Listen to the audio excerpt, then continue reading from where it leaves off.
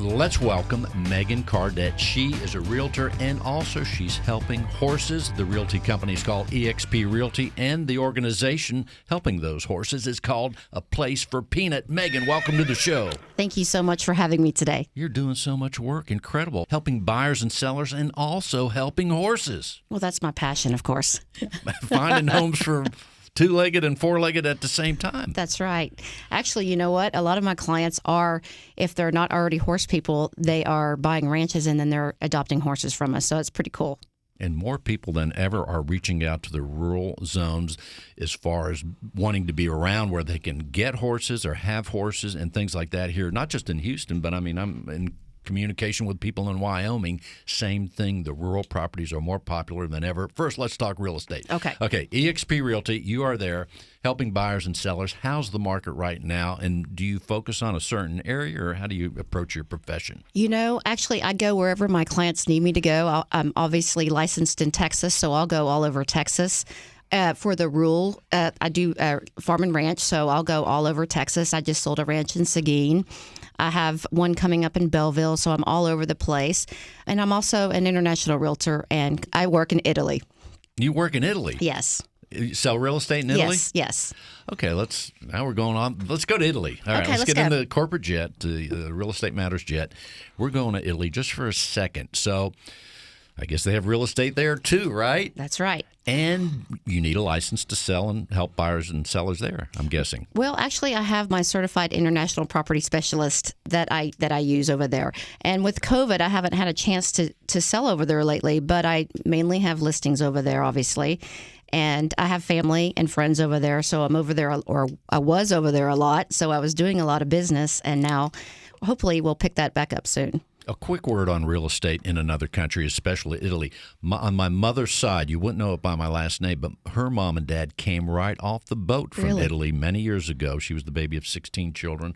It's another story, another show. But in the meantime, what part of Italy are you most familiar with in terms of real estate? Tuscany.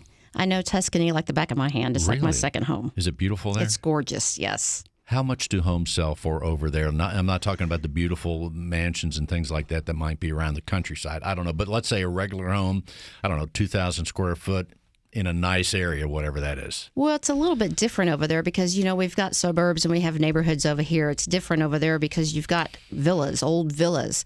So my last listing was a 14th century villa that I had over there. And it's in the hills of Tuscany. You wouldn't believe how much it was. It was actually under $1 million. Wow. And it was amazing. And so my friend that owns it, he bought it and he completely restored it, and he leases it year round. Well, maybe not in the winter months because it is in the mountains of Italy, and so it's kind of difficult to get to. He leases it all the time, and then he decided he might want to do something else. So we had it on the market for a long time. I'm actually shocked that it didn't sell because it has 19 hectares of land. So what's a hectare? I knew you would ask me that. Is that like an acre? Don't ask me that. It's been so long. Hectare. It is. It's an area of land. It's a big area of land. Holy smokes. It's terraced, and there's a vineyard, and there's an olivetta, and it's just beautiful. Yes, absolutely. All right. So meanwhile, let's reel back to Houston right quick. And people could reach out to you about Italy. It sounds awesome. But right here in Houston, the market's kind of sort of crazy.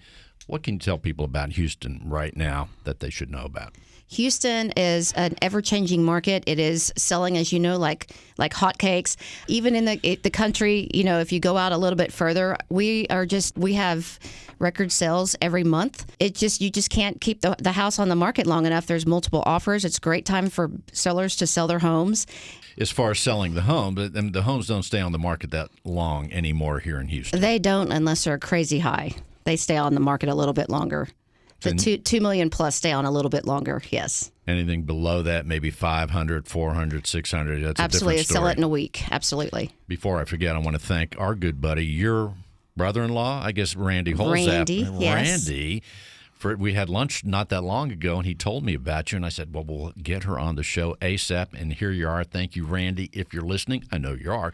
I hope he is, right? Right. We'll make sure he is. You better be. Okay, switching gears. People can reach out to you for real estate, but also, and it's not uncommon for any realtor, probably not just in Texas, but we have big hearts here. There's no question about it. But you, along the way, are helping horses that are on their last leg. They're going to be put down if someone doesn't step in to help.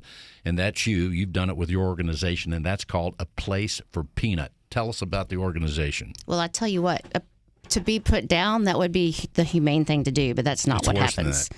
So what we do is we rescue horses from the slaughter pipeline. There is Wait a minute. Just there's a term, slaughter pipeline. That Yes. sounds horrible. It is. It's awful. It's an awful business, and the general public does not know about it. So we're actually trying to raise as much awareness as we can by it. So what happens is, let's say that you have a horse, and you're going off to college, and your parents say, "Well, let's just take that horse to the local auction. It's an amazing horse. Some little kid's going to buy it. It's going to be fine." So they take it to the auction. Well, what people don't know is that the kill buyers that have kill pens, and I'll get to that in a minute, but the kill buyers frequent all the auctions, and they have deep, deep pockets, and they buy up as many horses as they can. So you really can't. I mean, I just went to an auction a couple of weeks ago, and there were not that many families there. Maybe one or two families bidding on horses. The rest of it were horse traders, or they were kill buyers. So they buy up all the horses that they can. They take them back to what they call the kill pens, and they triple their prices. They give the horse 1 week to find a home. So they prey on people, individuals, a lot of individual rescuers, and then people like us, the nonprofits. So if we don't save them, then they get shipped to slaughter, and they ship pregnant horses, old horses, blind horses, Mustangs, who you would think that are, protected by our government. They're not. So they ship all of these horses. They crowd them onto a trailer if they make it to Mexico, because that's where they ship. Down in the south, they get shipped to Mexico, and in the north, they get shipped to Canada. So they ship them, and it's like a very long haul. It is without food and water. If they make it, a lot of them die on the trailer. Then they get slaughtered, and it's an awful death. That is so disturbing. Mm-hmm. So you're helping. That's the bright news here. Absolutely. How long and when did you started the organization? I did. How many years ago? We started it I started it with my late fiance, and we started it in 2016, January 2016. Since then, we've saved over 400 souls. So it's really awesome. And, so what we try to do is we have horses that will stay with us forever because they have issues. But most of the horses we rehab and then we adopt out. So my motto for A Place for Peanut is from the slaughterhouse to the penthouse. And I'm not kidding you. These horses go to the penthouse. They live better than most people. It's amazing. Let's tell the website is placeforpeanut.com. Placeforpeanut.com. placeforpeanut.com. Also, you have some great YouTube videos that tell the story, show the pictures of the horses. And at the beginning, I said horses of all sizes. Somehow there are miniature horses that, I've heard of the Shetland pony and things, but tell us about the miniature horses. I guess people have them as pets, or what happens about the miniature horses? Let's hope they don't. Peanut a miniature horse? Yes, Peanut is a miniature horse, and she was an orphan, so she was our first horse, and that's why we named it A Place for Peanut. She's the one that started it off. Of course, she's still with us. People always ask me. Oh, great. She will stay with us for life. It's good to get some good news after that backdrop. I know. So, there's miniature horses, and miniature horses range from like 26 inches to 36 inches. So 26 inches. That's like really miniature. Yes, and I have a couple of tiny ones, tiny ones. We use them for therapy animals, for cancer patients, kids with cancer. We're going to do a visit this Sunday to go see someone in hospice. So we love to, that's really why we started A Place for Peanut. It's kind of twofold. It's to save the animals, but also to give back to the people that need us most. Because equine therapy is huge, and there's a connection that you can't explain, but the horses come from a traumatic place, and the person's in an awful place, and they meet in the middle, and it's just unspoken. It's beautiful, yes. I don't know what can put, I guess there's many things that could put smiles and comfort in our hearts, smiles on our faces. But a miniature horse, my goodness. Someone that, again, as you said, hospice, a child that just child at a birthday party or a child that wants to go pet horses or something. Yes. I don't know what is more charming than that. I mean, wish you brought one, I should have. But they wouldn't allow it. That's all I know. Dang. We did Yes. have a police dog on the show once. But other than that, that has to be incredible. Let's tell people how they can help your organization. Well, we have a lot of different things. We just started something. It's called Patreon. So if you go to Patreon, patreon.com/A Place for Peanut, we have several different levels that you can be a monthly sponsor. A lot of people, they don't have $50 a month. They have a tight budget. I get that. So there's different levels. It starts at $5. That's $5, $10, and $15 levels. You get behind the scenes footage of what's going on that the general public doesn't get, photos and all that stuff. And then it just goes up from there. And we have an amazing Christmas party that we do every year. It sells out so quick every year. So one of those levels gets one ticket and another level gets 2 tickets to that dinner, which is a $500 savings right there. And how often do you go to these auctions?